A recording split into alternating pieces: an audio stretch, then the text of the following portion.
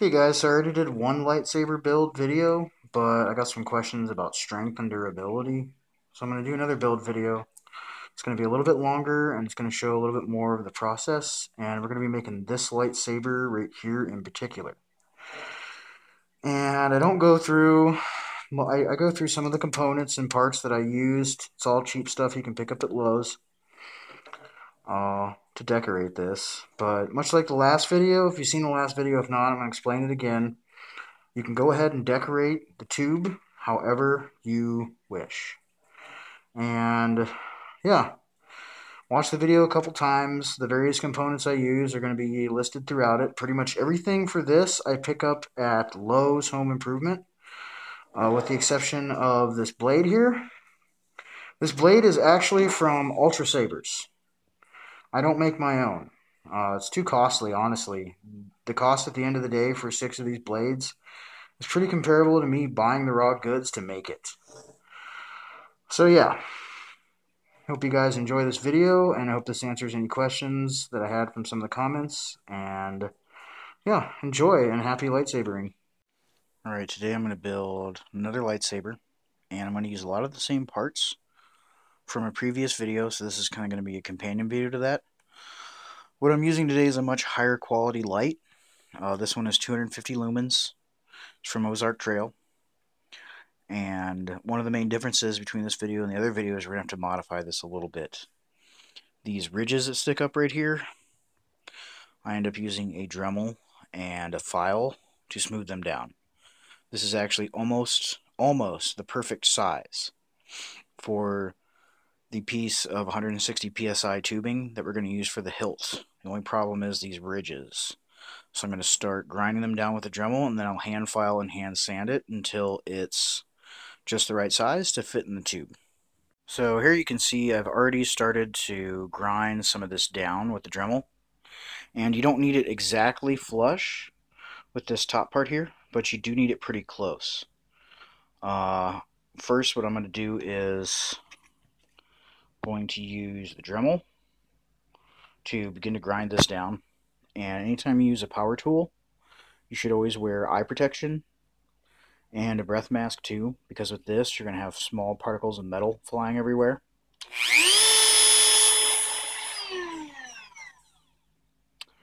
And once I get done dremeling that, I'm going to have to use a hand file to smooth it down the rest of the way. I'm going to use a rough grit sandpaper. So before you cut your tube or do anything, make sure this is going to fit inside the tube.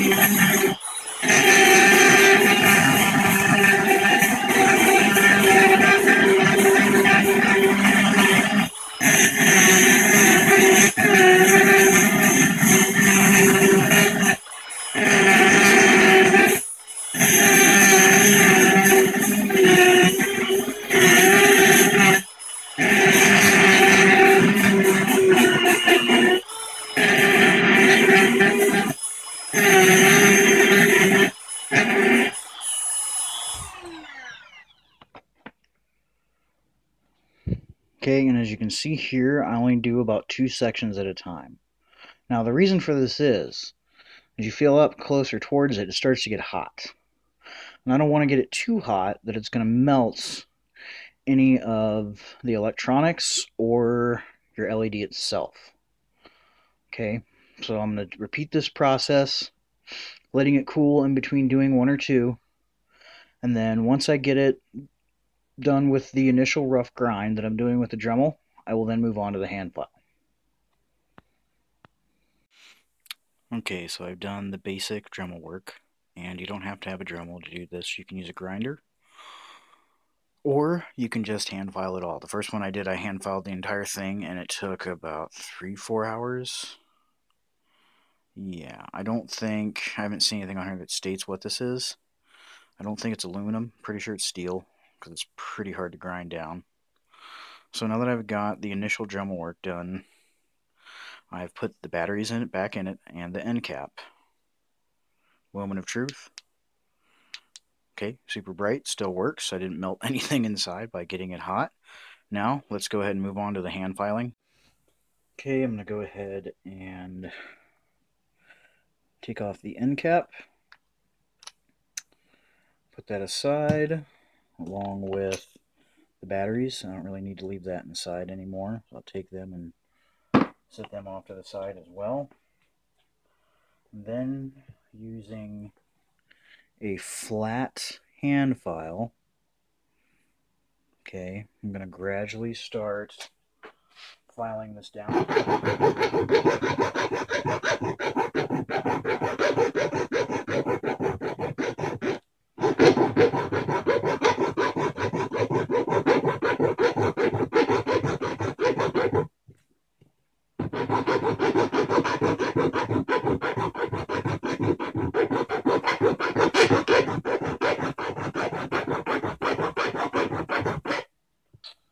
Okay, and I'm going to repeat this process until it's nice and level, and will then fit inside this tubing that I have here. And if you have a power sander or something like that, this would probably go a lot quicker. I use a Dremel for the initial work and then the file to even everything out. So I'm just going to go ahead and repeat this process until I have it nice and even all the way around, and it will slide inside of the pipe. Okay, I've got all the hand filing work done, and it does fit inside the tube, although a little bit tight. So I'm going to go ahead and use some rough grit sandpaper and continue to sand this down until it fits in snugly but easily.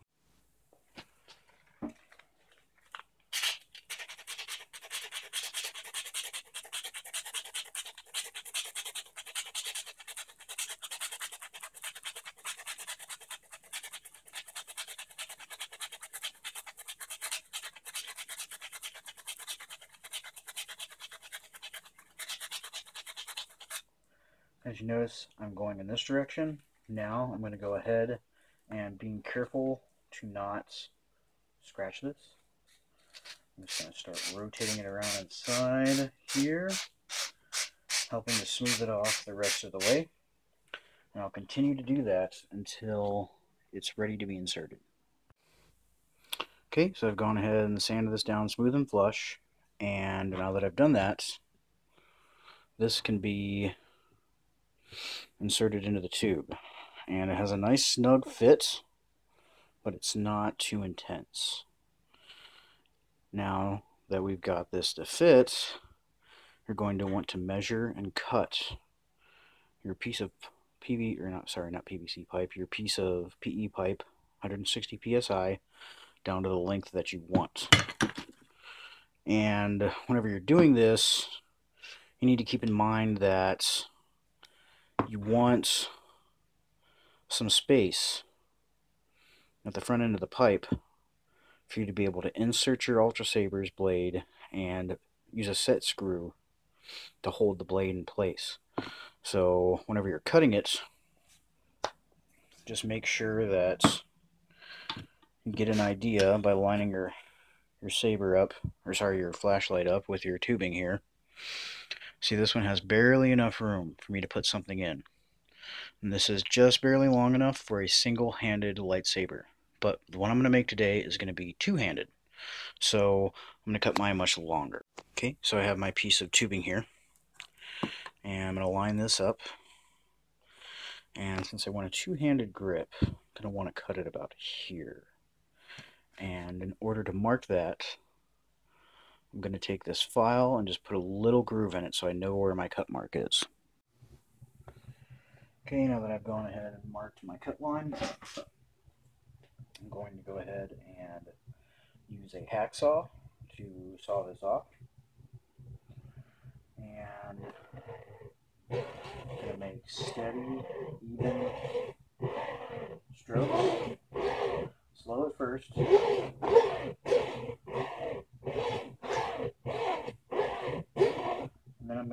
gradually speed it up. If I start off going really fast at first, there's a chance it will slip and make a cut mark or some scratches across it that I'm going to have to go through and sand out and buff out later. So for sake of just saving some time, I'm going to make sure the cut is nice and even and as straight as possible. Okay. Here's my tube all cut. It's not 100% straight, so I'm going to do a little filing and sanding to even this out the rest of the way. Same thing with this end. This is the factory cut. But yeah, right here on this, where you can see the top here, has got a little bit of a curvature to it. I'm going to have to file that down and sand it smooth. But otherwise, this came out pretty good. And as far as length, once again, when you're cutting this, keep in mind that you need to allow space for your lights, and that this end cap for you to replace your batteries is going to be hanging out of the end here. Okay, so now that I've got my pipe cut, before I set the flashlight into it, I'm going to sand, decorate, and seal and paint the outside of it. And in order to decorate it, I picked up an assortment of things from Lowe's here. And this is all found in the plumbing section. It's just various little washers and things of that nature. And I also have some rubber O-rings. I figure I could glue around it near the top, kind of like loops to give it a ribbed section. Okay, so I'm going to go ahead and decorate it and glue all of it into place once I like it with some super glue. Alright, I've gone ahead and put on all the O-rings and various little pieces and glued them in place the way that I wanted it, and used some scrap EVA foam to kind of give some design and shape to the handle. And also took the hacksaw and cut this up. And part of the reason for this is for my top hand. This part is going to be for my bottom hand. It has the slight curvature to it. I'll give it a little bit more leverage, or if I want to use it single-handed, I'll put the angle off a little bit to confuse opponents. But yeah, that's it so far. And next what I'm going to do is I'm going to insert the flashlight into here using some Gorilla Glue. And after that I'll move on to the plasti dipping. I took a paper towel and rolled it up lengthways and moistened it with water. And what I'm going to do with this is I'm going to run it on the inside of the tube for the hilt and get it a little bit damp. And I'm going to also moisten this as well, the outside of this. And the reason for that is I'm using Gorilla Glue, and it's activated by moisture especially. So you dampen the inside of the tube and you dampen the light. And I'm going to be applying the glue from end to end, everywhere from here to about here. This is the part you're going to unscrew to take your batteries in and out, so you don't want that going inside of it because you're going to need to remove it.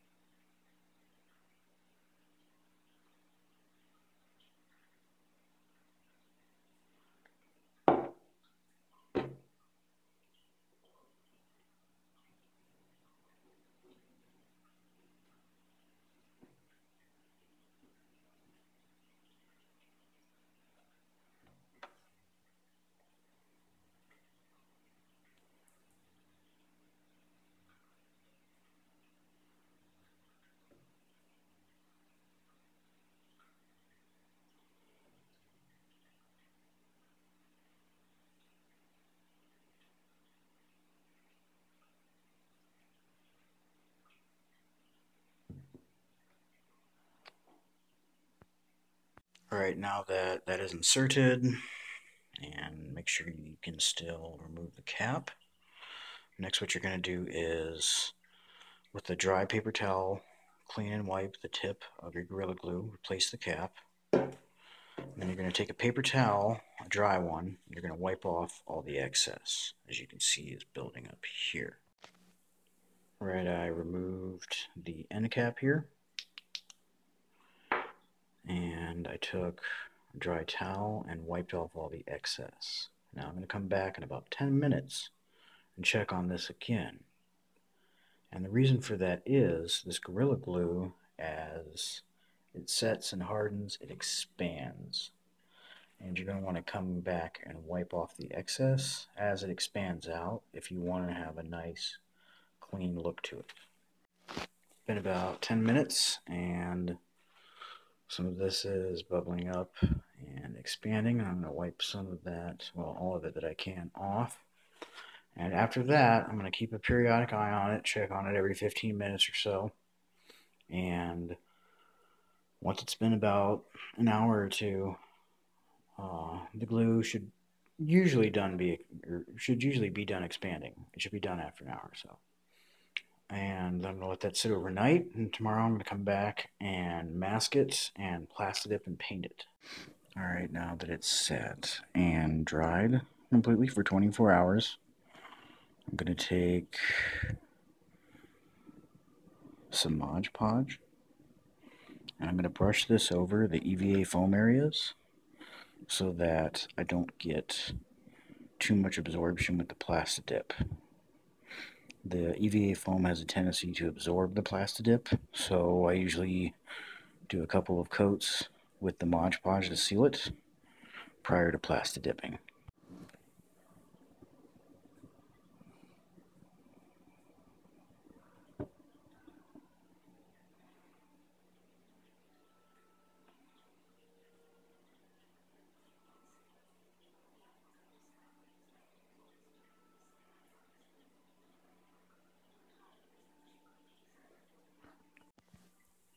Okay, and I'm going to let this dry for about an hour. And once it's fully dry, it'll be somewhat transparent. You won't see all this white. I'm going to go ahead and move on to Plastidipping this. Okay, so I've taken my hilt and I've placed it upon the handle of a broom, a push broom to be exact. And inside the battery pack area here, I took a plain household paper towel and I wrapped it around a plastic knife from like a plastic home silverware set and just shoved it inside so I don't get anything in there. And now I'm going to go ahead and Plastidip. And for this I'm just using some regular old black Plastidip.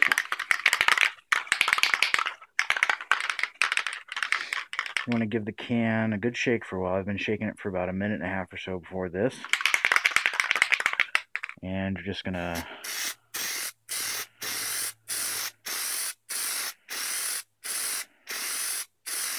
go back and forth so you get a nice even coverage. You're going to do that all the way around it until it's completely covered. And when you're all done, you should have a nice, even, smooth finish. I've allowed the Plastidip to dry for about 48 hours, and I went through then with some acrylic paint, and I just painted some details on it in certain areas. You can paint yours however you like, and once I get done painting the button, putting all the detail on it and all that stuff, I go ahead and I coat it with some high gloss lacquer. And for this stuff, you're not really going to want it to be too thick. You just want to put on a nice, thin, even coat like that. Okay, once you get it lacquered, let it dry for at least 48 hours so it'll harden real well. And I'm going to go ahead and spray around the other sides of this, and then I'll come back whenever this is all set. Alright, I took the end cap here and I just painted it by hand with some black acrylic, And then, much like the hilt, I took and lacquered it. Let that dry. I also masked off the threads here because you really don't want to get lacquer or paint on your threads. And here's the hilt after it's fully dried. Different. I like it. Now, these two pieces here and this piece here. This is basically a fake activation button. And this is where the set screw is going to go. You see I have not drilled the hole yet. I'm going to use a Dremel and drill a hole in that. And what these two pieces are made from is these little things called screw protectors. You get them at Lowe's, and I'm assuming the way it works is you put your screw through it and just flip over this cap. But what I do is I cut them separate, clean off the excess, and then take a rounded file to put a groove in them so they fit more flushly against the rounded surface of the hilt itself. Okay, so I'm going to go ahead and use my Dremel and drill the hole for the set screw.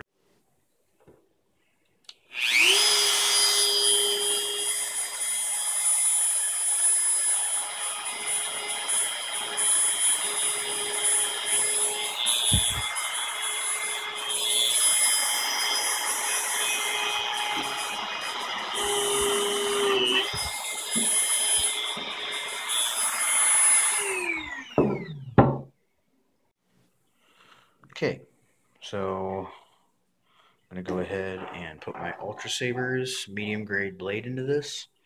Now, part of the reason I use this slightly more costly flashlight is it's 250 watts. Or sorry, 250 lumens, not watts, sorry. 250 lumens, and part of the problem I have with trying to turn the light red with any light source that is lower than this, it comes out pink. Or if it is red, it's very, very dull. It's not very bright. In any sort of light conditions, you can't even see it. And what I did to turn this red was pretty generic. I just taped it off and then put a couple layers of tape, and with each layer of tape I just colored on it with a red Sharpie. And like I say, it makes it pretty opaque, but with this much light it should come out a nice red. So I'm going to go ahead and insert the blade into the hilt, put the batteries in, put in the set screw, and turn it on.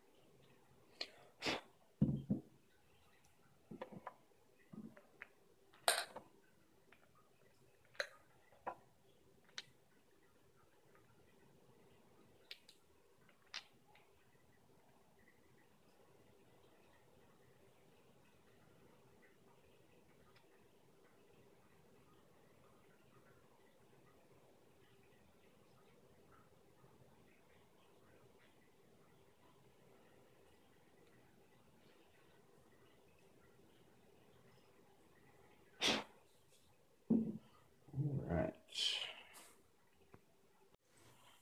Okay, time to see if all this really worked. Yeah. I take this. See how it looks in a darker area. Oh yeah. It really lights everything up. Oh, that's great. I'm stoked on the way this turned out. Well, I hope this was helpful to all you guys in your homemade craft endeavors, your cosplay creations. And as always, thanks for watching.